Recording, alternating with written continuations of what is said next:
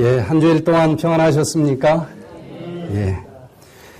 혹시 세월호를 타고 크루즈 가자 그러면 가실 분들 있습니까?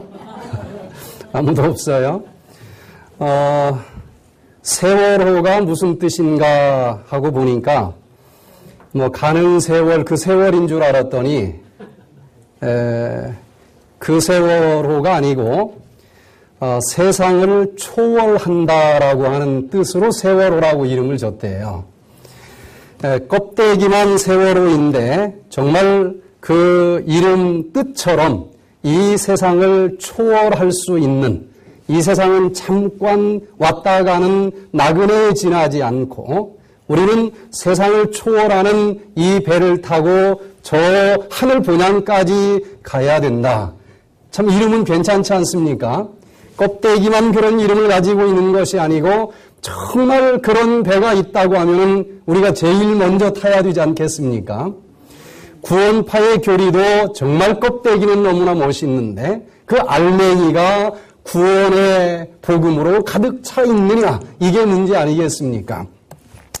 우리는 이 세상을 잠깐 왔다 가는 나그네와 같은 그런 삶을 살고 있습니다. 야곱도 창세기 47장 9절에 보면은 자기를 나그네와 같은 삶을 살았다 그렇게 표현을 하고, 또 베드로도 나그네와 같은 행인이다 이렇게 인생을 노래하기도 합니다. 나그네라고 하는 말을 무슨 뜻인가 하고 보니까 구약 성경에서는 히브리어로 게리라고 하는 단어를 썼고, 신약 성경에서는 헬라어로 파레피데모스라고 하는 단어를 썼고, 우리나라 말로는 나그네가 무슨 뜻입니까? 나간에다가 사람, 이. 그래서 나간이, 나그네, 그런 뜻이라고 얘기를 하는데, 집을 떠나서 잠깐 어딘가를 이제 돌아다니는 사람, 그런 사람을 나그네라고 그러는데, 우리의 본향은 어디입니까? 하늘이고, 이 땅에서 7, 80년 잠깐 나그네로 살아가다가 결국은 어디를 가는 게 목적입니까? 저 하늘 본향을 가는 게 목적이라고 생각하면서 사는 사람들은 참으로 복이 있다고 믿습니다. 노승한 씨가 나그네 소풍길이라고 하는 시를 이렇게 썼습니다. 가지 말라 외쳐도 가버린 세월 앞에 덩그러니 남은 사가버린 육신, 세월의 길 위에 몸부림하며 그대 고운 빛깔 잊지 못하여 인생의 삶을 노래하며 쓸어내린 가슴팍에 퇴색된 채로 물에 젖는다. 길 위에 남겨진 쓸쓸함, 소풍의 날들을 한 발짝씩 백지 위에 담으며 스스로를 자위하며 땅으로 하늘로 돌아가는 날까지. 만약에 이 삶이 전부라고 하면은 하루하루 지나면서 몸은 점점점 사가버리고 점점점 힘은 빠지고 또 샥씨는 왜 그렇게 욱신욱신 쑤시고 아픈지 참 서글프지 않습니까? 뒤돌아보니 긴 세월도 아니에요. 그저 화살 날아가듯이 그렇게 빠르게 지나가버린 이 세상이 전부라고 하면 얼마나 허무하고 얼마나 참 소망이 없겠어요. 그러나 잠깐 이 땅에 소풍 나온 나그네에 지나지 아니하고 우리가 가야 될 저 영원한 하늘 본향이 있다고 하는 사실을 인해서 이 시간 소망을 다시 한번 가질 수 있게 되기를 간절히 바랍니다. 그래서 저는 오늘 이 시간에 이 땅에 잠깐 나그네 인생으로 온 우리들을 위해서 하나님께서 놀라운 삼중복음을 주셨다고 하는 사실을 말씀을 통해서 살펴보고자 합니다. 나그네를 위한 삼중복음이라고 하는 제목으로 우리가 이 땅 나그네 삶을 어떻게 살아야만 가장 행복하게 살아갈 수 있는지, 하나님께서 우리에게 주신 그 삼중복음을 우리가 느끼고 체험하면서 이 세상에서 하루하루도 우리 이한복 목사님께서 말씀하신 것처럼 천국이고 결국은 그 발걸음이 이어져 저 영원한 하늘 본향의 천국까지 들어갈 수 있게 되기를 간절히 바랍니다. 이 요한이 에베소 교회에서 이제 말년에 설교를 할 때는 너무너무 힘이 없어서 양쪽에서 제자들이 부축을 해서 여기 단상에 의자에 앉혀놓으면은 뭐 많은 설교를 하지도 아니하고 그저 형제들아 우리 서로 사랑하자. 이 한마디만 했는데도 모든 청중들은 감동을 받고 눈물을 흘렸다라고 전해 내려옵니다. 저는 오늘 아침에도 우리 이한목 목사님께서 어떻게 구원받을 수 있는지 또 하나님이 얼마나 우리를 사랑하시는지 매주마다 말씀하시고 또 화요일날 말씀을 하시는데 우리 목사님 모습을 볼 때마다 그 요한의 모습이 좀 떠올려집니다.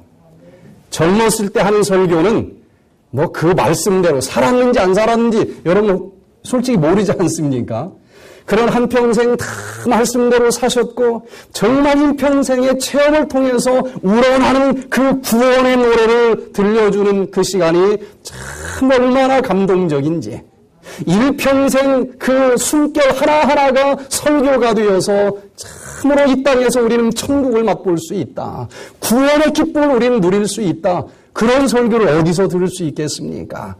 그저 우리 서로 사랑하자. 이 한마디만 일평생 신앙의 말씀대로 살아간 그 말씀은 감동을 주기에 넉넉한 것처럼 우리 이 이한무 목사님의 말씀들을 통해서 오늘 하루하루가 이 나그네들에게 주어진 그 삼중복음을 체험하면서 참으로 기쁨이 넘치는 이 땅의 삶도 천국이 될 수 있는 우리 모두가 되시기를 간절히 바랍니다. 베드로전서 1장 1절로 2절에 하나님께서 나그네 길을 걸어다니는 우리들에게 삼중복음을 보내주셨어요. 자, 우리 같이 한번 그 삼중복음이 무엇인지 살펴보도록 하겠습니다. 자, 1절입니다. 시작. 예수 그리스도의 사도 베드로는 본도, 갈라디아, 갑바도기아, 아시아와 비두니아에 흩어진 나그네. 누구에게 보낸 편지입니까? 나그네에게 보낸 편지예요. 바로 그 편지 내용을 2절에서 딱 요약해가지고 가르쳐 주셨는데 정확하게 삼중복음입니다. 우리 같이 한번 읽어보겠습니다. 2절 시작. 곧 하나님 아버지의 미리 아심을 따라 성령의 거룩하게 하심으로 순종함과 예수 그리스도의 핏부림을 얻기 위하여 택하심을 입은 자들에게 편지하노니 은혜와 평강이 너희에게 더욱 많을지어다. 인생 나그네들에게 하늘에서부터 날라온 편지가 있는데 여기 보니까 한 분이 쓴 편지가 아니에요. 몇 분이 쓴 편지입니까? 하나님 아버지가 쓴 내용도 있고 성령 하나님이 쓴 내용도 있고 예수 그리스도께서 쓰신 내용도 있는데 이 삼중복음만 우리가 이해하고 또한 실천한다고 하면 인생 나그네길이 결코 외롭지 아니할 것이고 항상 매 순간순간 행복이 넘치는 삶이 될 수 있을 줄로 믿습니다. 그 첫 번째 복음을 살펴보면 하나님 아버지의 택하심을 받은 자라고 하는 사실을 깨달으시게 되기를 바랍니다.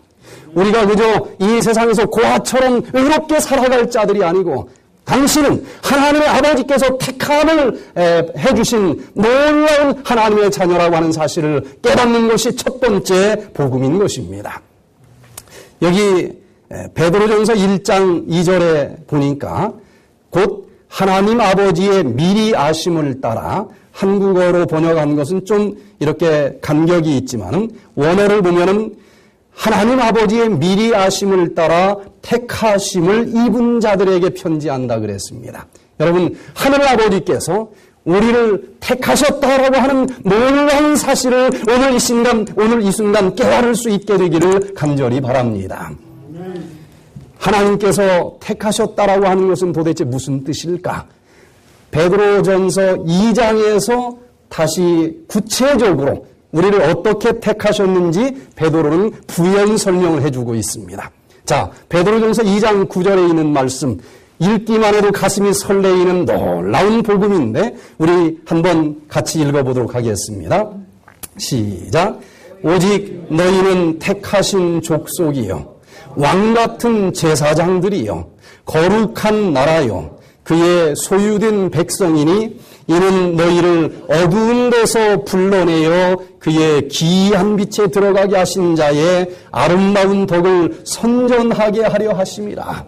여러분, 이 세상에 수없이 많은 사람들이 있지만 하늘 아버지께서 우리를 택하셨어요. 누구로, 무엇으로 택하셨다는 것입니까? 그저 수없이 그저 가을에 떨어지는 낙엽처럼 잠깐 있다 없어지는 그런 외로운 사람들이 이 세상에 가득 차 있는데 하늘 아버지께서는 우리를 선택하셔서 나를 누구로 선택하셨다? 택하신 족속이요 왕같은 제사장들이요 거룩한 나라요 그의 소유된 백성으로 택해 주셨다고 하는 사실을 인해서 감사드리시기를 바랍니다. 왜 그렇게 택하셨는가? 나를 왜 왕같은 제사장으로 하나님께서 선택하셨을까? 그 목적이 있을 것 아니겠습니까? 그 목적을 보니까 너희를 어두운 데서 불러내어 그 기이한 빛에 들어가게 하신 자의 아름다운 덕을 선전하게 하려 하심이라. 여러분, 이 깜깜한 어두운 세상에서 하늘아버지께서 나를 왕같은 제사장으로 선택하셨다라고 하는 사실을 깨달으면서 왕같은 제사장다운 자긍심을 가지고 살아가시게 되기를 바랍니다. 우리 마음속에 근심, 걱정, 어두움이 가득 차 있다 할지라도 그 자긍심 하나를 깨닫는 그 순간 우리들은 어깨가 쫙 펴지게 될 것이고 그 어두운 세상에서 나올 수 있다는 것입니다. 그러면서 나만 나오는 것이 아닙니다. 제사장의 사명은 뭡니까? 나만 구원받는 것이 아니고 그 아름다운 빛을 체험하고 아직도 어둠 속에서 방황하는 그 수많은 사람들에게 내가 누가 되어야 된다는 것입니까? 제사장이 되어야 된다는 것입니다. 내가 아니고는 도저히 용서받을 수 없는 어둠에서 헤매는 그 누군가를 위해서 대신 기도해 줘야 되고 나를 통해서 그 사람이 구원받을 수 있도록 이 놀라운 사명을 주신 것을 인해서 감사드리시기를 바랍니다.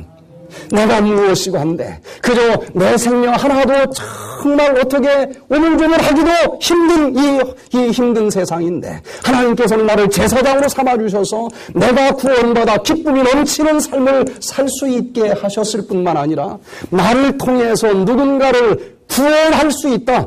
누군가가 나를 위해서 죽을 사람이 살 수 있고 행복을 누릴 수 있도록 나를 사용하신다라고 하는 것은 얼마나 가슴 벅찬 일입니까?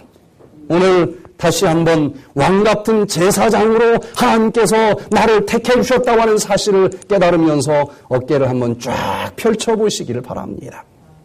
김두한이가 그저 뒷골목 돌아다니는 거렁뱅이인 줄 알았는데 자기가 누구라고 하는 사실을 깨달으면서 인생이 변합니까?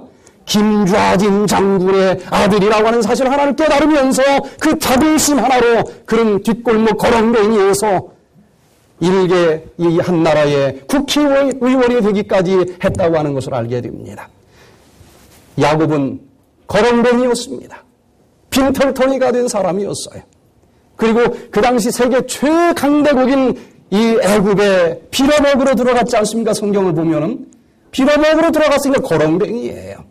그러나 그 야곱은 비록 오늘 아침 먹을 음식도 없어서 빌어먹으러 그 바로 왕을 만나러 갔지만은 그 가슴 속에는 무슨 자긍심이 있습니까?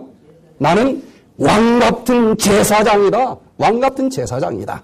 저는 여기 창세기 47장 9절로 10절에 있는 이 말씀을 읽으면서 야 나도 이렇게 좀 살면 얼마나 좋을까. 빌어먹으러 간 주제에 그 세계 최고의 왕인 바로 왕 앞에 가서 그냥 한 푼만 주십시오 이게 아니고 뭐라고 얘기를 합니까? 야곱이 바로에게 고하되 내 나그네 길의 세월이 자기를 뭐라고 얘기합니까? 나그네. 나그네는 뭐 여행하는 중에 조금 없어도 상관없습니다. 집에 많은 자산이 있을 때 잠깐 여행 나오는 길에서 조금 뭐 가난하면 어떻겠어요? 이 야곱은 이 세상의 삶을 나그네와 같은 삶이라 얘기를 합니다. 지금 여기서는 내가 나그네이지만 나는 누구야? 나는 왕같은 제사장이라고 하는 자부심을 가지고 그 바로의 머리에 딱 손을 얹으면서 바로에게 오히려 빌어먹는 것이 아니라 축복을 해주고 나오는 이 야곱과 같은 그런 자긍심 넘치는 삶을 이 세상에서 살아갈 수 있게 되기를 간절히 바랍니다.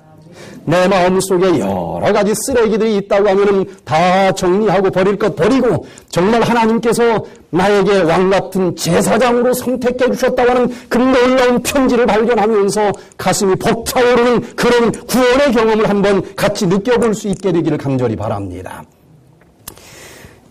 작년 2013년 3월 8일자로 여러 신문에 아주 도배가 되어서 발표가 됐는데 저쪽 뉴욕의 롱 아일랜드라고 하는 지역에서 거기도 집값이 좀 비싸요. 아주 그냥 허름하고 조그마한 집을 한 사람이 30만 불에 샀다는 것입니다. 뭐 보니까 그렇게 비싸 보이지 않는데 거기도 집값이 비싼 동네니까 아주 조그만하고 허름한 30만 불짜리 집을 몇 년 전에 샀는데 작년 3월 달에 놀라운 사실을 발견을 한 거예요. 30만 불 주고 샀는데 그 집의 헛간에 쓰레기가 얼마나 차고 넘치는지 이 집을 산 사람이 이걸 어떻게 처리해야 될지가 고민이었습니다. 그런데 이제 먼지를 털고 쓰레기는 버리고 주섬주섬 정리해가지고 전문가에게 이 감정을 의뢰했더니 그 속에 있는 쓰레기처럼 모였던 종이 조각들이 3천만 불 달러 이상이 되는 엄청나게 유명한 그림이었다고 하는 사실이 밝혀졌어요. 토마스 슐주라고 하는 사람이 2007년도에 이 집을 구입을 해가지고 2013년도까지니까 한 5년 이상 그냥 창고에 가득 차 있는 그 쓰레기를 도대체 어떻게 치워야 되나 그것만 고민하고 있다가 이제 정리 좀 하자 하고서는 정리를 하면서 그 쓰레기처럼 보이는 종이 뭐 낙서 이런 것들을 전문가에게 의뢰했더니 이게 그 당시 참으로 이 유명한 추상 인상주의 화가인 아서 피나지안이라고 하는 사람이 60평생 일평생 그림을 그리고 한 번도 그림을 판 적도 없고 전시회도 한 적이 없대요. 그리고 그 사람이 1999년도에 그 집에서 살다가 그냥 죽었어. 그 집을 허름하게 샀는데 이 전문가들의 감정을 받아보니 이게 그 추상 인상주의 화가 아소 피나지안이라고 하는 유명한 사람의 그림인데 자그마치 7만 점이나 있더라는 거예요. 가격을 계산을 해보니까 30만 불 주고 샀는데 3천만 불의 가치가 있다는 거예요. 그래서 당장 한번 이 전시회를 했더니 그날부로 5만 불어치가 50만 불어치가 팔렸어요. 얼마 주고 산 집이에요? 30만 불 주고 샀는데 딱 하루 전시회를 했더니 50만 불어치가 팔려있고 아직도 7만 점이 가득 차 있다는 것입니다. 여러분 우리 이 가슴을 한번 여기저기 방을 한번 뒤돌아보십시다. 근심 걱정의 쓰레기로 가득 차 있고 내 인생은 왜 이럴까? 흰머리가 허옇게 머리에 다 올라가 있는데도 내 인생은 왜 이렇게 비참할까? 그렇게 쓰레기처럼 살아온 내 마음의 구석구석을 뒤돌아보면서 다시 한번 먼지도 다 털어버리고 청소도 하고 정리할 것 정리하면서 그 내 마음의 이 방 가장 깊숙한 곳에 하늘아버지께서 누가 뭐란 말지라고 내가 너를 택했고 너는 나의 사랑하는 아들이요 왕같은 제사장이라고 하는 그 놀라운 편지 한 장을 발견하면서 30만 불이 아니라 3천만 불이 아니라 그 이상 왕같은 제사장으로 내가 택함을 받았다고 하는 놀라운 자긍심을 한번 회복해 보시기를 바랍니다. 가슴을 활짝 펼치시고 내가 나머지 이 인생 동안 왕같은 제사장의 사명을 가지고 어떻게 살 수 있는지 한번 하나님께 질문하면서 그 미션을 향해서 힘차게 하루하루 살아가면서 보람과 기쁨을 누릴 수 있는 우리 모두가 되시기를 간절히 바랍니다. 7만 점이나 되는 이 그림이 자그마치 3천만 불 가치가 있다고 그러는데 하나님께서 우리 마음속에 그려준 그 아름다운 너는 택하신 족속이요 나의 왕같은 제사장이라 보내주신 그 아름다운 편지들이 저 영원한 하늘에 들어가서도 찬란히 빛날 수 있는 그런 아름다운 편지라고 하는 사실을 기억하면서 하늘 아버지가 나를 택해 주셨다라고 하는 놀라운 자긍심을 오늘 우리 모두가 느낄 수 있고 또한 그렇게 살아갈 수 있기를 간절히 바랍니다. 두 번째 복음은 예수 그리스도께서 보내주신 편지인데 예수 그리스도의 핏부림을 받으면서 살라고 하는 것입니다. 여기 보니까 순종함과 예수 그리스도의 핏부림을 얻기 위하여 택함을 받았다. 이렇게 얘기를 하는데 하나님께서 우리를 왕같은 제사장으로 삼아주신 것은 분명한데 내 자신을 보니 여기저기 얼룩진 죄악들이 있습니까? 없습니까? 있어요. 그래서 예수 그리스도께서 또 복음을 하나 보내주신 것입니다. 그럴지라도 괜찮다. 네가 완벽해서 내가 왕같은 제사장으로 택한 것 아니다. 네가 새빨간 죄가 묻은 그런 삶을 살았다 할지라도 무엇으로 뿌려버리기만 하면 된다. 예수 그리스도의 보혈로 그 얼룩진 죄악의 흔적 속에 뿌려버리기만 하면은 너는 누가 뭐란다 할지라도 왕같은 제사장, 흠없는 제사장으로 살아갈 수 있다라고 하는 이 놀라운 복음이 우리의 것이 될 수 있게 되기를 간절히 바랍니다. 베드로전서 1장 18절로 19절에 보니까 너희가 알거니와 너희 조상의 유전한 망령된 행실에서 구속된 것은 은이나 금같이 없어질 것으로 한 것이 아니요 오직 흠없고 점없는 어린 양 같은 그리스도의 보배로운 피로 한 것이니라. 내가 죄를 졌어요. 에덴 동산에서 그 성악과를 따먹지 않으면 너는 내 것이라 나와 함께 영원히 행복을 누리면서 살 수 있을 것이다. 그러나 그걸 따먹으면 너는 어떻게 될 것이다? 필경은 죽을 것이다. 분명히 가르쳐줬는데도 이 아담과 하와는 누구의 편을 들었습니까?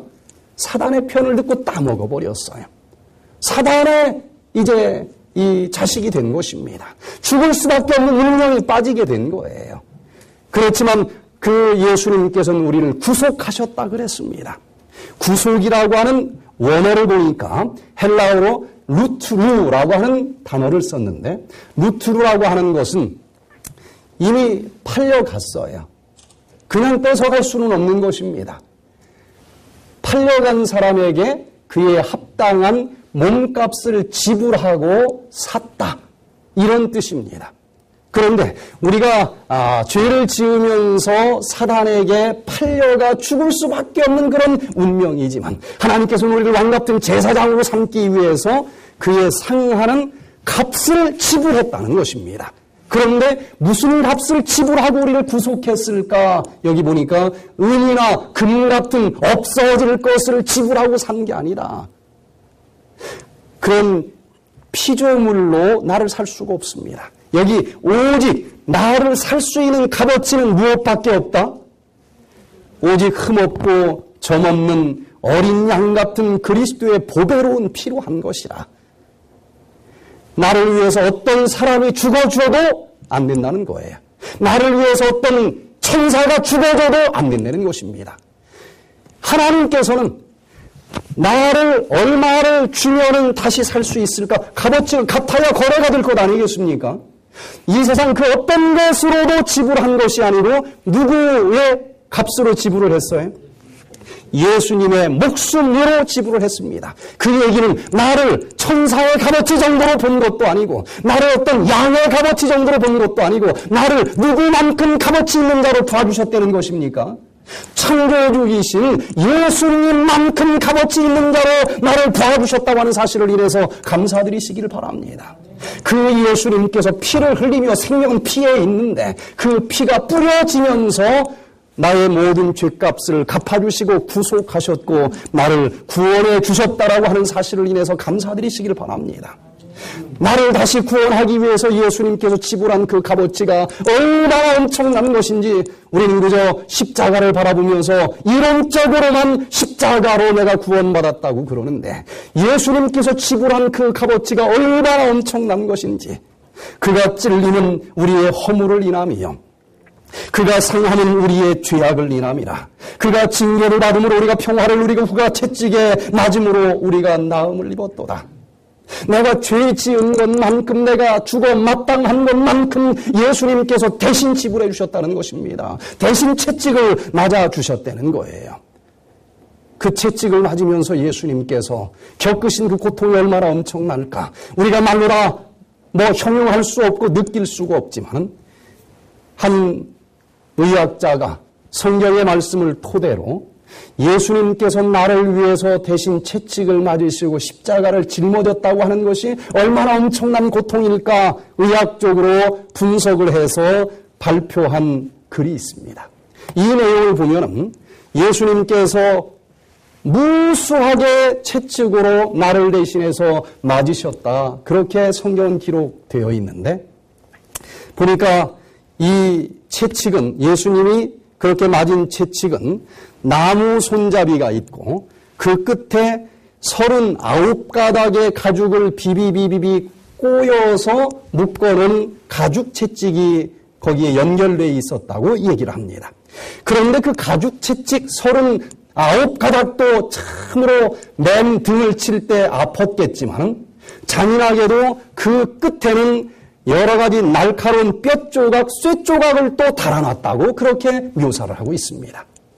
그런 채찍으로 온몸을 갈기갈기 찢어지도록 내가 맞아야 하는 그 죄값을 대신해서 예수님께서 맞으셨다는 것입니다.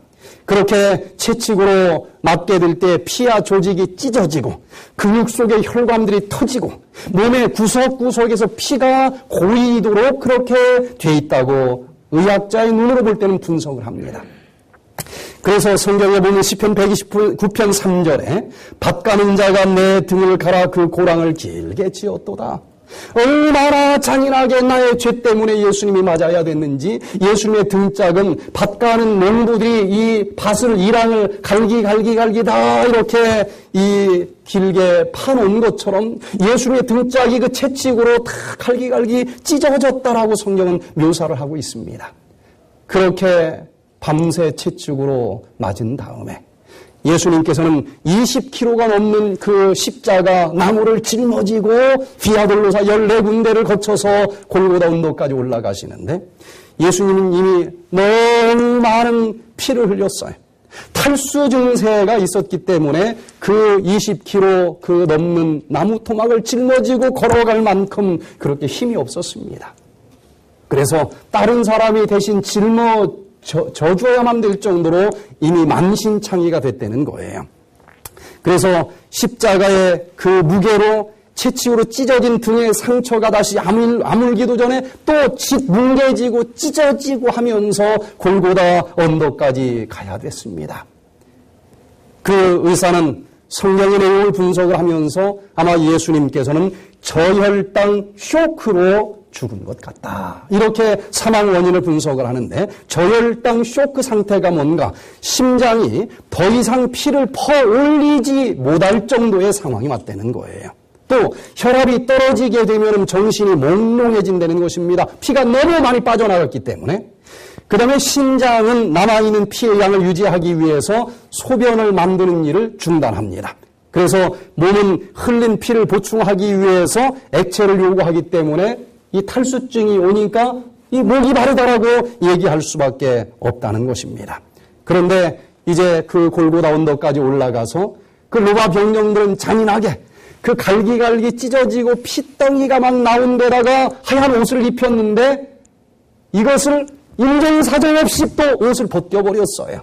마치 가죽 벗기듯이 이 옷과 그 피가 그냥 완전히 딱 달라붙었는데 그 옷을 벗기면서 여기저기 또 살이 찢어지면서 피가 솟구쳐 나올 수밖에 없었다는 것입니다. 십자가에 내동댕이 쳐지고 이제 못으로 예수님의 손을 이제 박았다고 그러는데 그 못은 그냥 요즘 우리가 보는 그런 못이 아니고 13cm 내지 18cm 정도 되는 긴 못으로 뼈가 파수어지면서 십자가에 고정이 되게끔 그렇게 십자가의 못을 박았고 머리에다가는 뭘 씌웠다고 그랬습니까?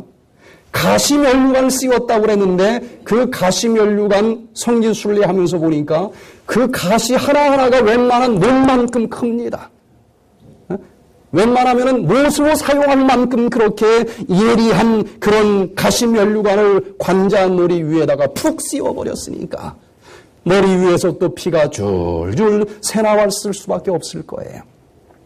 결국은 너무너무 극심한 고통 속에서 우리 모든 인류의 죄를 또 지난주에 살펴본 것처럼 마음은 어디에 있다고 그랬습니까? 심장에 있다 그랬어요. 이 심장에 사단이 들어가서 죄로 가득 차 있는 그 심장을 대신해서 예수님이 심장이 파열되어서 돌아가셨다라고 그러는데, 여기 보니까 저혈당 쇼크가 오면은 심장 근육인 심낭에서 이렇게 물이 빠져나온다 그러고, 또 늑막에서도 물이 또 빠져나오는 현상이 생긴다 그래요. 물이 고인다는 것입니다. 그리고 심장이 파열이 되면 거기서 뭐가 나오겠어요? 피가 나와요. 그래서 예수님이 돌아가신 다음에 로마 병정이 딱 칼로 찔렀더니 뭐가 나왔다고 그랬습니까? 물이 나오고 피가 나왔다. 일반적으로 죽는 사람들한테는 피가 나오고 이렇게 두 가지가 나오지 않는데, 생리학적으로 예수님과 같은 상황에서 죽으면 물과 피가 나오는 일이 가능할 수 있다, 이렇게 얘기를 하기도 합니다. 우리를 위해서 예수님께서 얼마나 엄청난 고통을 그 값으로 지불하셨는지, 그 십자가의 사랑을 오늘 이 시간 다시 한번 깨달으면서, 내가 어떤 말로 형용할 수 없는 무서운 죄를 졌다 할지라도 그 죄를 다 갚고도 남을 만큼 넉넉한 값을 예수님께서 십자가에서 지불해 주셨다고 하는 사실을 느낄 수 있게 되기를 간절히 바랍니다. 마틴 루터는 이렇게 이야기를 했습니다. 성경을 짜면 뭐가 나온다? 성경을 짜면 피가 나온다. 구약에는 소와 양과 비둘기인 짐승의 피가 흐르고, 신약에는 예수님의 피가 흐른다. 여러분, 성경 읽을 때마다 나의 그 많은 죄를 위해서 돌아가 주신 그 예수 그리스도의 피가 성경 여기저기에 가득 차 있다라고 하는 놀라운 십자가의 복음을 깨달을 수 있게 되기를 간절히 바랍니다. 이 십자가의 사랑만 있다고 하면은 우리가 어떤 죄를 일평생 죄였다 할지라도 넉넉히 용서받을 수 있다라고 하는 것이 바로 두 번째 복음인 것입니다. 베드로전서 2장 24절로 25절에 친히 나무에 달려 그 몸으로 우리 죄를 담당하셨으니 이는 우리로 죄에 대하여 죽고 의에 대하여 살게 하려 하심이니라. 저가 채찍에 맞음으로 너희는 나음을 얻었나니. 여러분, 예수님께서 우리를 위해서 그 채찍에 맞아주셨고 십자가에서 피 흘려 돌아가 주셨기 때문에 내가 어떤 죄를 졌다 할지라도 그런 죄는 상관치 아니하고 내가 용서받고 구원받을 수 있다라고 하는 이 놀라운 사실을 인해서 감사드리시기를 바랍니다. 너희가 전에는 양과 같이 길을 잃었더니 이제는 너희 영혼의 목자 감독 되신 이에게 돌아왔느니라. 오늘 지금까지 어떤 죄악 속에서 살아왔다 할지라도 그 피로 모든 죄를 씻어주시고 용서해 주시는 예수 그리스도에게 돌아가시기를 바랍니다. 이게 놀라운 구원입니다. 이 세상에 어떤 이론을 가지고도 우리 인간의 죄가 씻어질 수가 없습니다. 어렸을 때 기억이 납니다. 저희 시골에 이 대둔산 아래에 아주 깨끗한 좀 넓은 시냇가가 있는데 이제 그 시냇가에 징검다리가 있어요. 거기를 이제 옷을 적시지 않고 건너기 위해서 바지를 걷어붙이고 한 발 한 발 조심스럽게 걸어가는데 그만 돌멩이 하나가 삐끗하더니 한쪽 발이 빠져버렸어요.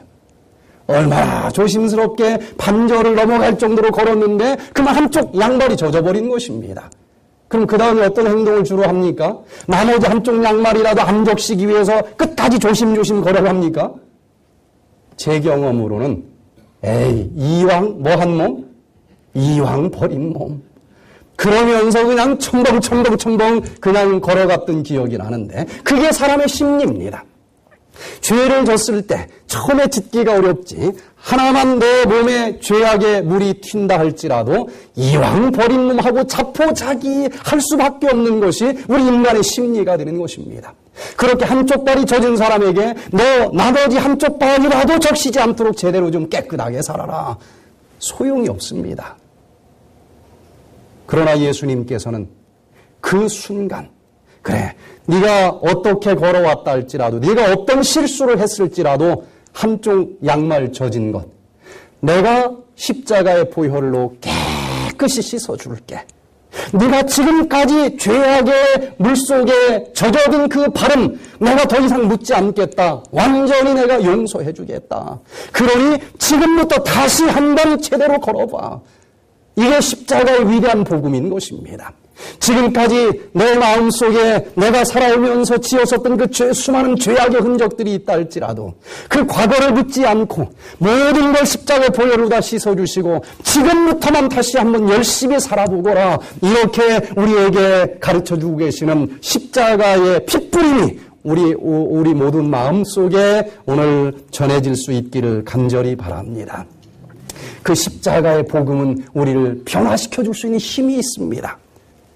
베드로전서 1장 3절로 4절에 보니까 예수 그리스도의 죽은 자 가운데서 부활하심으로 말미암아 우리를 거듭나게 하사 산 소망이 있게 하시며, 여기 보니까 십자가의 보혈로 우리 과거의 죄가 완전히 용서받았으면 예수님이 십자가에서 죽은 것으로 끝나지 아니하고 무엇하셨습니까?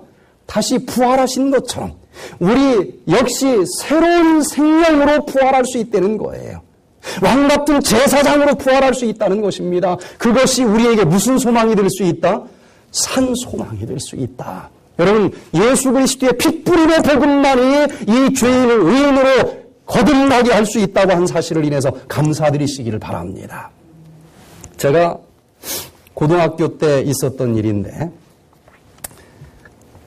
이제 2학년으로 올라갔습니다. 1학년 때는 운동을 하고 운동부 부장을 하고 어쩌다 보니까 이 젊은 마음에 그냥 아주 자꾸 선생님한테 걸리는 생활을 했어요. 이제 2학년 딱 올라가서는 굳게 결심을 했습니다. 내가 모범생이 돼야 되겠다. 진짜 얼마나 열심히 노력을 했는지 몰라요. 그런데도 습관이라고 하는 게 있어서 마음은 결심을 했는데 자꾸 걸리는 거예요. 근데 이 담임 선생님이 걸릴 때마다 수첩에다 적는 겁니다.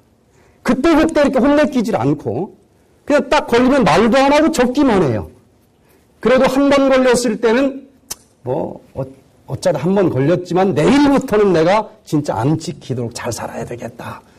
그렇게 이제 노력을 하는데 한 달 동안 그렇게 노력을 했는데도 여러 번 선생님 수첩에 올라가는 거예요. 그러다가 결정적인 사건이 벌어졌습니다.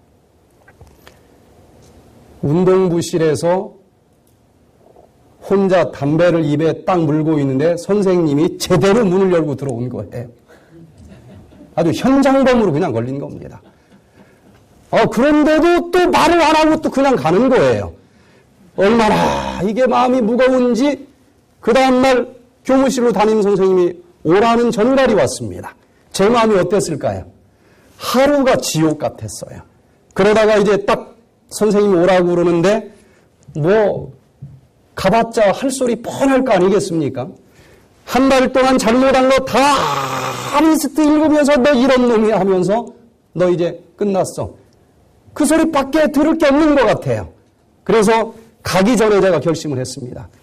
어차피 찍힌 거 그래 그런 소리 하려면 하고 말란 말아라.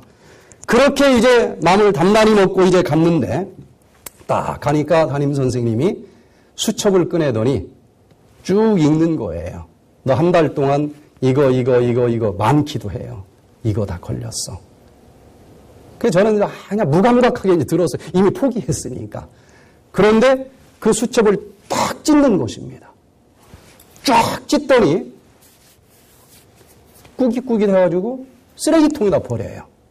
그러면서 너 지금까지 네가 잘못한 거는 없었던 걸로 해줄게. 남자 대 남자로 약속한다. 너 오늘부터 제대로 해볼 만 있어? 제가 뭐라고 대답을 했을까요? 천장이 떠나가도록 열심히 하겠습니다. 그때 앞으로 더 잘해야지 이래서 되겠니 너 도덕적으로 이러면 어떤 얘기도 저를 변화시킬 수 없었을 거라고 생각을 해요.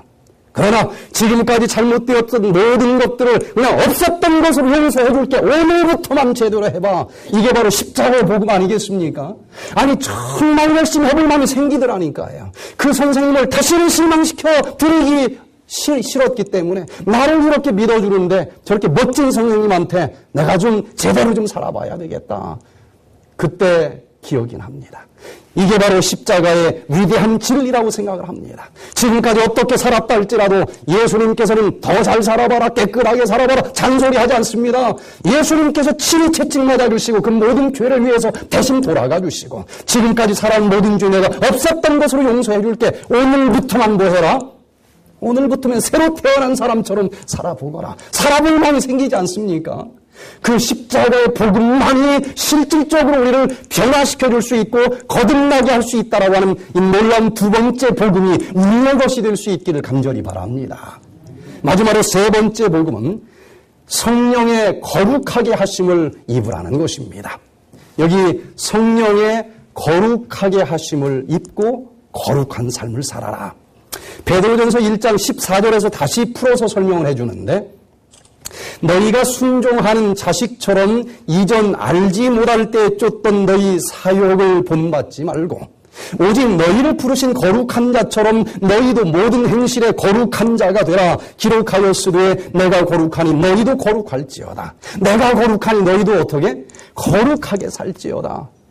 첫 번째 복음과 두 번째 복음을 가진 기독교인들은 너무나 많아요. 그러니 마지막 세 번째 복음이 없기 때문에 내가 아무리 많은 죄를 졌어도 용서해 준대, 구원 받았대. 그러나 내가 거룩하니 너희도 거룩하라고 하는 이 세 번째 복음을 깨닫지도 못하고 실천하지도 않기 때문에 구원파 같은 이상한 사람들이 나오는 거예요. 그저 십자가만 믿으면 사람을 죽여도 괜찮대네 자기들은. 이게 말이 되는 복음입니까? 여러분 이 세 번째 복음을 여러분의 가슴 속에 영접하면서 예수님이 거룩하니 너희도 거룩하라고 하는 이 놀라운 말씀이 우리 세포세포에까지 젖어들 수 있게 되기를 간절히 바랍니다. 베드로전서 2장 11절에서는 이렇게 다시 설명을 합니다. 사랑하는 자들아 나그네와 행인 같은 너희를 구원하노니. 여기 또 누구라고 얘기합니까? 나그네 같은 인생이라는 것입니다. 이 세상에서 영원히 살 것처럼 착각하지 말고 영원히 살 것처럼 욕심부리지 말라는 것입니다. 그러면서 영혼을 거스려 싸우는 육체의 정욕을 제어하라. 너희가 이방인 중에서 행실을 선하게 가져 너희를 악행한다고 비방하는 자들로 하여금 너희 선한 일을 보고 권고하시는 날에 하나님께 영광을 돌리게 하려 함이라. 여기 보니까 이방인 중에서 뭘 선하게 가진 사람이 있다고 그랬습니까? 행실을 선하게 가져 너희를 악행한다고 비방하는 자들로 하여금. 여러분 십자가의 복음이 없는 사람들도 선하게 행실을 하는 사람들이 있습니까? 없습니까? 있어요. 그런데 그 사람들이 이 기독교인들에게 공격하는 가장 예리한 공격이 뭔가 하면은 너희 예수 믿는다고 하는 것들이 그 행실이 뭐냐? 그 얘기 아니겠습니까? 이방인 중에서 행실을 선하게 가져 너희를 악행한다고 비방하는 자들 할 말이 없는 것입니다. 아무리 교리가 올바라도 아무리 논리적이라도 아무리 안식일이 맞아도 할 말이 없는 거 아니에요. 할 말이 없는 것입니다.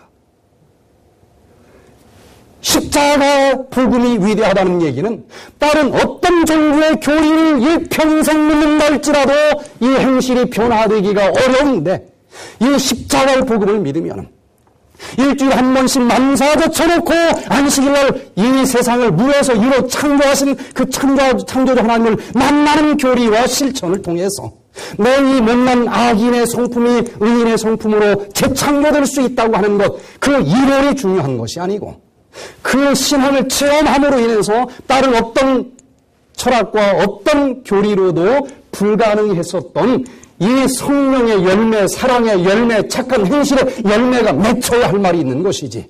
아무리 몇 장 몇 절 갖다 댄다 할지라도 저 세상에서 나보다 더 행실이 선한 사람이 예수 믿는다고 하는 것들이 행실이 그게 뭐냐? 할 말이 없다는 것입니다. 그런데 여기 마지막 세 번째 복음을 하나님이 주신 이유는 그렇게 이 이방인 중에서 행실을 선하게 해가지고 너희를 악행한다고 비방하는 자들의 입을 그냥 딱 다물게 하기 위해서 세 번째 복음을 줬다. 너희 선한 일을 보고 권고하시는 날에 하나님께 영광을 돌리게 하려 함이라. 예수 믿는다고 하는 것들이 행실이 엉망진창이었을 때 나만 욕을 얻어먹는 게 아니라 누구도 욕을 얻어먹어요? 하나님마저도 욕을 얻어먹는 것 아니냐. 그러나 너희들만큼은 정말 행실, 선한 행실에 있어서만큼도 저 세상 어떤 이방인들보다도 더 아름다운 성령의 열매로 맺히기를 내가 원하는데, 그 비결이 누가 준 편지를 먹으면 된다는 것입니까? 성령께서 주신 편지를 이해하면 된다는 거예요. 성령께서 내가 거룩하니 너희도 뭐하라? 거룩할지어다. 이 세 번째 복음을 체험한다고 하면 선한 행실에 있어서도 그 어떤 교리를 가진 사람들보다도 더 주렁주렁 열매가 맺혀서 마지막 날 어떤 사람도 비방할 수 없고 하나님께 영광 돌릴 수 있는 하나님의 백성이 될 수 있다는 것입니다. 지금까지 이 내 몸에 찌들어 있는 여러 가지 악한 습관, 악의 열매들이 있는데 이걸 도대체 어떻게 바꿔가지고 선한 행실의 열매를 맺으면서 거룩한 사람이 될 수 있을까? 그 방법을 이 세상의 수많은 전문가들 중에서는 가장 그럴듯하게 가르쳐준 사람이 스티븐 코비라고 하는 사람입니다. 아주 두꺼워요, 책도. 성공하는 사람들의 7가지 습관 해가지고 습관을 고치면 성공할 수 있다 해가지고 책을 썼는데 이 책은 전 세계의 38개 언어로 번역이 됐습니다. 우리나라 사람들만 해도 300만 부 이상 이 책을 샀습니다. 전 세계 1,500만 부 이상 팔린 초베스트셀러입니다. 뭔가 나쁜 행실을 바꾸어서 선한 행실로 바꾸자. 그게 꽤 그럴듯해서 이렇게 많은 사람들이 사서 본 책인데 그 중에 이 나쁜 행실을 선한 행실로 바꾸는 방법이 뭐길래 이 책을 이렇게 많은 사람들이 샀을까? 제가 여러 번 봤다가 어제 또 다시 책꽂이에서 뽑아가지고 봤는데 그 책 제일 앞에 이런 말이 나옵니다. 이 스티브 코빈이라고 하는 사람이 암식년에 하와이에 있는 대학 도서관에 가서 여러 책들을 읽으면서 새로운 책을 쓸 구상을 하는데 그 중에 한 책을 딱 뽑아가지고 거기에 있는 딱 3구절의 내용을 읽으면서 자기 이 인생에 있어서 가장 감명 깊은 말씀이다 라고 생각을 하면서 그 책을 다시 풀어서 쓴 게 바로 7가지 습관이라고 하는 책이라는 거예요. 그 구절이 무엇인가 하면 자극과 반응 사이에 공간이 있다. 그 공간에는 반응을 선택할 수 있는 자유와 힘이 있다. 우리의 성장과 행복은 그 반응에 달려 있다. 자, 이게 무슨 말인가 하면은요. 어떤 자극이 딱 옵니다. 누가 나한테 뭐라고 한마디를 했어. 누가 내 발을 밟았어. 이게 자극 아니겠습니까? 그러면 눈깔은 어디다 두고 이 반응이 올 거 아니겠어요? 어떤 자극이 오면 우리는 반응이 딱 나타나는 거예요. 그런데 이 반응을 보고 사람들은 저 사람은 참 선한 열매를 이 행실을 하는 사람이다. 악한 행실을 가진 사람이다. 이렇게 표현을 하는 거 아니겠어요? 근데 그냥 타고나기를 나는 악한 사람이다. 그렇게 살아가고 저 사람은 타고나기를 선한 사람이다. 이렇게 얘기를 하는데 그러면 소망이 없다는 거예요. 이 스티브 코빈이 깨달은 것은 그냥 타고나기를 어떤 자극이 오면 이런 타입으로 반응을 하는 사람이 있는 게 아니고 이걸 얼마든지 고칠 수 있다는 거예요. 고칠 수 있는 핵심이 뭐냐? 자극이 오면 순간적으로 이 반응이 나가는 게 아니고 그 중간에 굉장한 공간이 하나 있다는 거예요. 자극이 왔으면 반응을 보일 때까지 뭔가 공간이 있다는 것입니다. 그 공간을 내가 어떻게 사용하느냐에 따라서 자극이 왔을 때에 부정적으로 반응을 보이는 쪽으로 내가 선택할 수도 있고 긍정적으로 반응을 보이도록 내가 선택할 수도 있다는 거예요. 그냥 자극이 오면 자동적으로 어떤 반응이 오도록 돼 있지 않다는 것입니다. 사람은 중간에 분명히 공간이 하나 있다. 그 공간을 긍정적으로 선택을 할 것인지 부정적으로 선택을 할 것인지는 누구에게 있는 거예요? 나에게 있도록 돼 있다는 것입니다. 굉장한 발견 아니겠어요? 하나님이 우리를 당신의 아름다운 형상대로 만들었고 어떤 자극이 온다 할지라도 반응을 보이기 전에 그 반응을 어느 쪽으로 보일지는 선택할 수 있는 자유를 누가 갖게 해주셨다는 거예요? 내가 갖게 해주셨다는 것입니다. 그러면서 이 스티브 코빈이 꽤 여러 가지 구체적인 방법들을 기록을 했는데 꽤 많은 사람들이 도움을 받고 있다는 거예요. 그런데 저도 이 책을 받고 제가 이 책을 쭉 조사를 해봤는데 상당한 효과가 있긴 있어요. 그러나 하나님께서 우리에게 보내주신 세 번째 복음을 깨닫지 않고서는 다 쓰레기에 지나지 않는 이론입니다. 무슨 얘기인가? 조금 더 뇌생리학적으로 이분이 발견한 내용을 설명을 해보면 목이 컬컬하다 하는 자극이 왔을 때에 이미 술을 먹는 어떤 습관으로 뇌신경 회로가 형성된 사람은 컬컬하다라고 하는 자극이 오면은 어느 쪽으로 손이 가게 돼 있어요? 술잔으로 가게 돼 있다는 거예요. 그럼 이런 행실을 가진 사람이 컬컬할 때 생수하는 쪽으로 가게 하려면 어떻게 해야 될까? 아무리 컬컬하다 해서 술 먹는 습관이 있다고 해서 술잔을 드는 사람도 그냥 컬컬하면 술잔으로 무의식적으로 가게 돼 있는 건 아니라는 거예요. 그 중간에 공간이 있는데 이 뇌생리학적으로는 그 공간을 시냅스, 연접점이 있는 부분이라고 얘기를 합니다. 여기에 분명히 물리적인 공간이 있어요. 40만 분의 1cm라고 하는 공간이 분명히 있습니다. 여기를 이제 넘어가기까지는 내가 선택할 수 있는 자유가 있다는 거예요.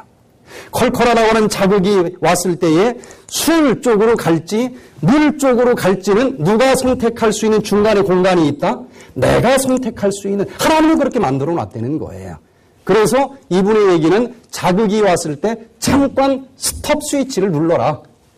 그리고는 그냥 흘러가려고 하는 쪽으로 가지 말고 선한 쪽으로 내가 선택하면 된다. 이런 이론인데 그게 현실적으로 왜 쓰레기 같은 이론이 되는가? 뇌생리학적으로는요. 이미 내가 수없이 컬컬했을 때 술을 마시는 습관이 있다고 하면 그 공간으로 흘러갈 때는 30mV의 이 에너지만 있으면 그 회로로 쭉 신호가 가버려요.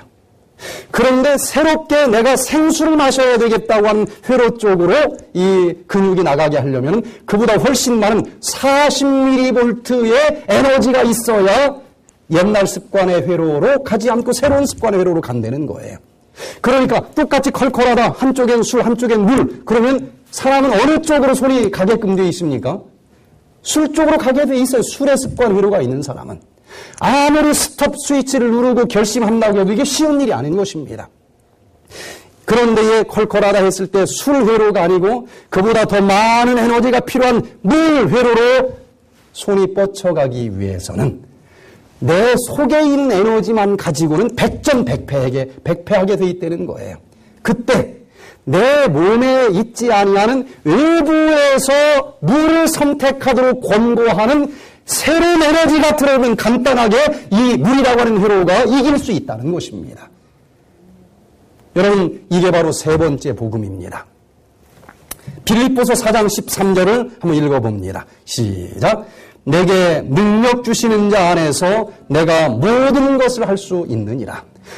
내 자아에 형성된 회로는 컬컬하면 어느 쪽으로 가게 돼 있어요? 술로 가게 돼 있는 사람이라 할지라도 컬컬하다 할 때 내가 분명히 공간이 있으니까 잠깐 멈춰서고 내가 이 스티브 코빈이 얘기하는 것처럼 이것저것 해가지고 그럴 시간이 어디 있습니까? 그 순간 하나님, 나는 죽었습니다. 오늘 순간 누구를 초청합니까? 성령 하나님을 초청합니다. 내가 원하는 대로 하지 않게 하시고 성령께서 나를 주관하여 주시옵소서. 그랬을 때에 내게 능력 주시는 자 안에서 내가 모든 것을 할 수 있느니라. 내 속에 어떤 회로가 있어도 상관이 없어요. 40mV가 아니라 400mV 이상의 에너지를 성령의 불은 내 마음속에 부어주실 수 있는 분이라는 것입니다. 그때마다 자극이 올 때마다 하나님하고 부르기만 하면은 그 순간 자아를 죽이고 그 성령의 능력이 내 마음속에 임하기만 하면은 내게 능력 주시는 자 안에서 내가 어떤 새로운 습관이라 할지라도 해낼 수 있고 모든 것을 할 수 있느니라. 이 고백과 간증을 우리 모두가 할 수 있게 되기를 간절히 바랍니다. 이렇게 나그네 인생을 사는 우리들에게 하나님께서 삼중 복음을 주셨는데 이 복음을 준 이유는 어둠 속에서 계속 살지 말고 내가 저 하늘의 기쁨을 가지고 살라는 그런 뜻이고, 그뿐만 아니라 나를 제사장으로 불러주셨으니 나 역시 다른 사람을 또 건져내라고 하는 메시지가 되는 것 아니냐 이거예요. 특별히 이 마지막 하늘 본향을 들어가기 직전에 성경에 보면 7재앙이 이 전 세계를 뒤엎겠다라고 예언이 되어 있습니다. 7재앙 중에는 무슨 재앙이 있어요? 온 지구가 악하고 독하고 험대로 뒤덮이는 질병 재앙이 있습니다. 그런데 이 고비를 통과해서 하늘 본향에 들어갈 사람들은 어떤 모양인가 하고 데살로니가전서 5장 23절에 보니까 평강의 하나님이 친히 너희를 온전히 거룩하게 하시고 또 너희 온 영과 혼과 몸이 우리 주 예수 그리스도의 강림하실 때에 흠없게 보존되기를 원하노라. 본향에 들어갈 사람들은 영혼만 깨끗하고 육체는 다 망가지어서 들어가는 게 아니고 온 영과 혼과 몸이 그날까지 흠없이 온전히 보존된 사람들이 들어가는 곳이더라. 그러니 그 하늘 본향을 살아서 들어갈 사람들은 영혼만 기도하면서 깨끗해서 되는 것이 아니라 우리의 육체도 건강하게 유지되어야 된다는 얘기 아니겠습니까? 그러니 하나님께서 우리를 먼저 제사장으로 선택해 주셔서 이 세상에 수없이 많은 복음을 가진 사람들이 있지만은 영적인 구원뿐만 아니라 육적으로도 그 많은 재앙이 쏟아질 때 어떻게 하면은 재앙으로 쓰러지지 아니하고 온전하게 우리의 몸을 보존할 수 있을지 그 메시지를 우리에게 주신 것을 인해서 감사드려야 되지 않겠습니까? 여러분, 우리는 이렇게 온 영과 혼과 몸을 예수님 오시는 그날까지 온전히 보존할 수 있도록 삼중 복음을 주셨고 그 삼중 복음으로 내가 먼저 건강하게 살아갈 뿐만 아니라 저 세상에서 방황하는 수많은 사람들까지도 구원할 수 있도록 에덴으로 돌아가자고 하는 이 백투 에덴의 놀라운 복음을 위탁받은 왕 같은 제사장으로 택함받았다고 하는 사실을 인해서 감사드리시기를 바랍니다. 이제 머지않아 주님께서 다시 오시는 그날 그 주님을 이제 꼭 껴안으면서 왕 같은 제사장으로서 주님을 영접하고 하늘 본향에 들어갈 수 있는 우리 모두가 되시기를 간절히 바랍니다. 하나님이 이렇게 수많은 사람들 중에서 우리를 부르셨고 택하셨어요. 그 하나님께서 우리에게 원하는 목적이 있을 것입니다.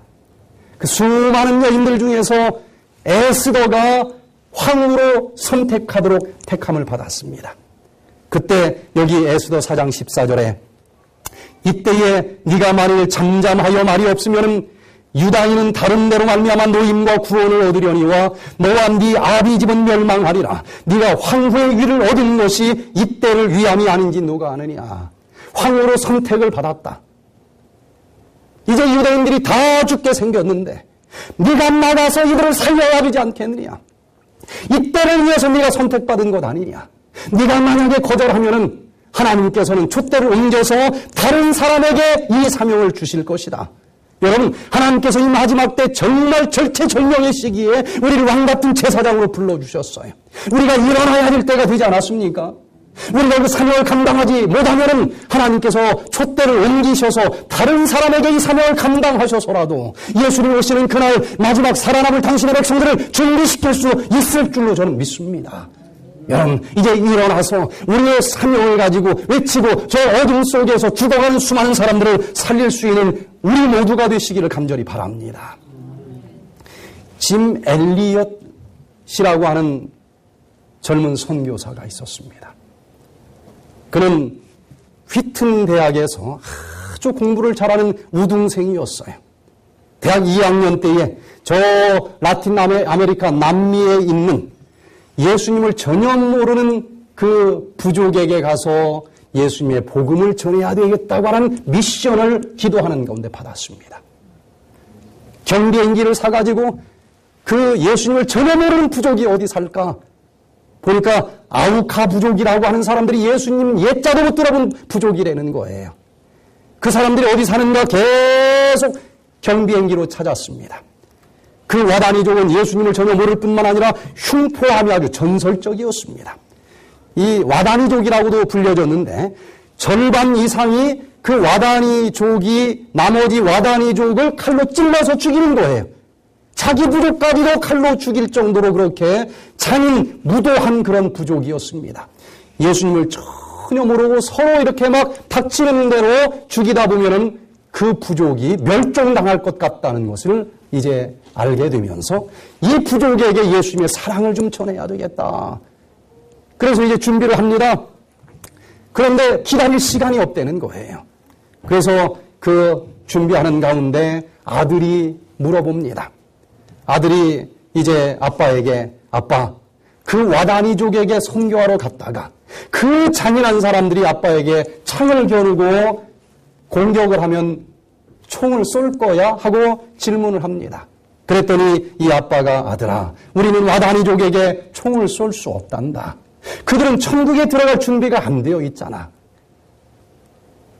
그래서 이 아들이 이야기합니다. 아빠, 그럼 한 가지 약속만 해. 위험한 일이 있을 때 와다니족 말로 요 한마디만 꼭 해줘. 그게 뭔데? 나는 당신들을 정말 사랑합니다. 요 말 하나를 와다니족으로 아들이 가르쳐 줘요. 그래서 이제 드디어 이 짐 엘리엇이라고 하는 젊은 사람과 5명이 함께 경비행기를 타고 이 와다니 부족에게 선교하러 떠납니다. 근데 며칠이 지나도 답이 없어요. 그래서 이제 이게 어찌 된 일인가 하고 이제 가서 보니까 5사람이 그냥 전도 한 번도 하지 못하고 죽은 거예요. 그래서 이 창에 찔려서 죽었는데 놀라운 사실은 그들 손에다 총이 들려 있었는데 한 방도 쏘지 않고 그냥 죽었다는 것입니다. 죽어가면서 총을 쏘지 않고 우리는 당신들의 친구입니다. 그 아들이 가르쳐준 그 말 한마디 하면서 미소를 지으면서 그냥 죽었어요. 이 사실을 그 당시 라이프지와 타임지에서 이제 대서특필을 했습니다. 선교하러 간 이 똑똑한 젊은 청년들이 가서 성경 한 구절도 가르치지도 못하고 그냥 얼굴 마주 보자마자 죽은 거예요. 다 5명이. 개죽음을 당했다는 거예요. 그러면서 그 제목이 이렇습니다. 타임지에서. 도대체 이 무슨 낭비인가? 어떻게 인생을 이렇게 낭비할 수 있는가?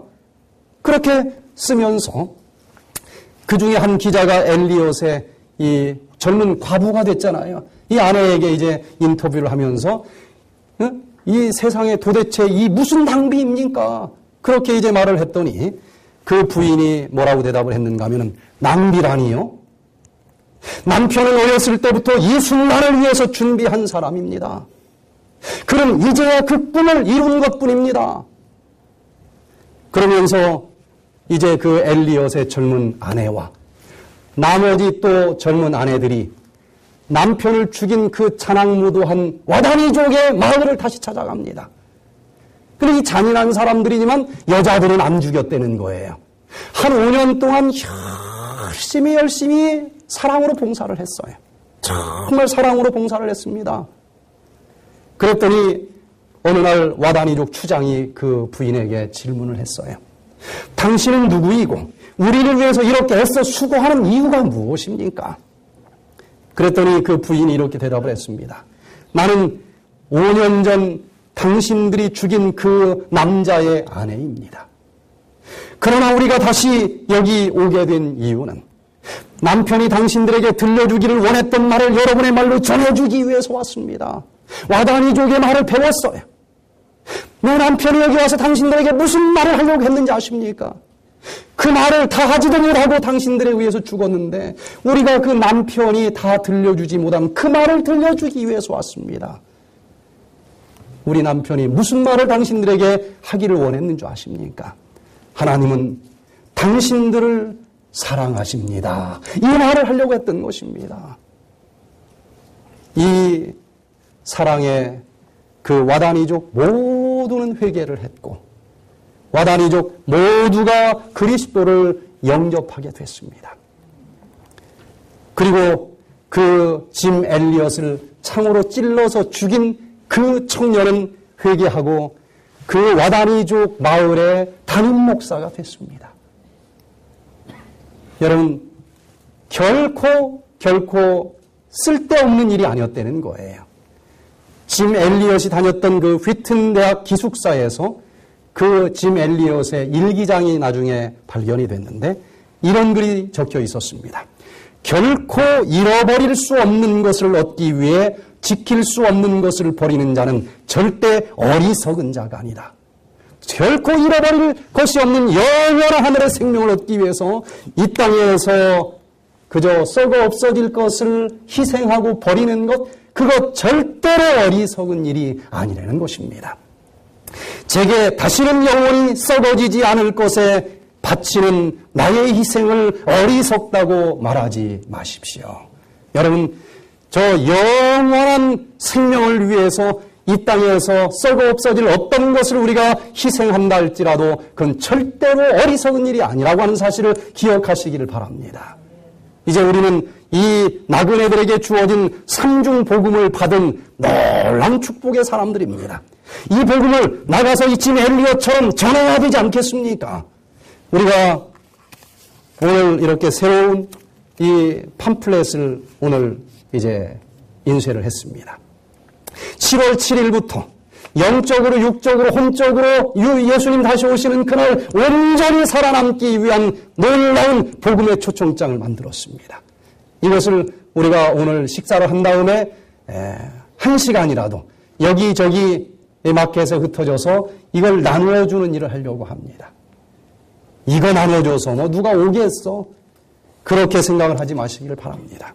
미국 소매상협회 조사 통계를 보니까 이 판매원의 48%는 한 번 전화하고 뭐 하면 그냥 포기한다는 거예요. 판매원의 25%는 한 번 거절당했는데도 또 두 번째 전화를 하고서 그래도 안 된다고 하면 또 포기를 한대요. 판매원의 15%는 3번 정도는 전화를 해보고 그래도 안 된다면 포기를 한답니다.